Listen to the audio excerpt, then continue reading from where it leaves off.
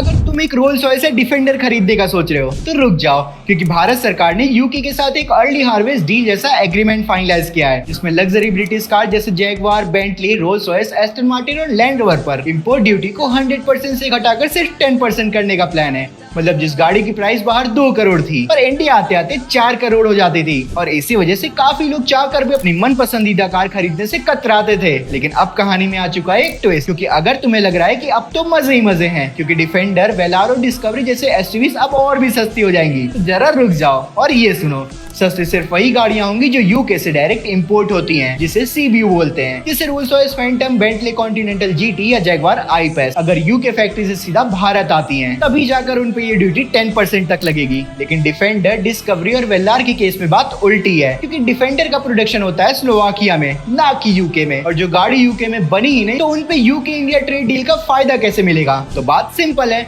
वेलार और डिस्कवरी जैसे कुछ मॉडल इंडिया में असेंबल होते हैं, जिसे सीकेडी बोलते हैं। उन पे पहले ही सिर्फ 15% के आसपास ड्यूटी लगती है, तो उनका प्राइस वैसे भी स्टेबल है और एफटीए का इन पे कोई खास इंपैक्ट नहीं होगा। और हाँ, अगर तुम सोच रहे हो कि कल ही शोरूम जाकर रोल्स रॉयस बुक कर लूं, तो एक और बात सुन लो, ये 10% ड्यूटी तुरंत नहीं लगेगी, ये एक फेस वाइज रिडक्शन है। पहले साल लगभग 50% लगेगी और धीरे धीरे 5 इयर्स में ये 10% तक गिरेगी, और ये भी सिर्फ एक फिक्स्ड कोटा तक। स्टार्टिंग में सिर्फ 10,000 गाड़ियों को ये बेनिफिट मिलेगा। तो अगर रोल्स रॉयस खरीदने का प्लान है तो थोड़ा रुक जाओ, लेकिन डिफेंडर लेने का प्लान है तो डील के चक्कर में प्राइस ड्रॉप का इंतजार मत करना, क्योंकि उसके लिए कोई छूट नहीं लिखी गई है।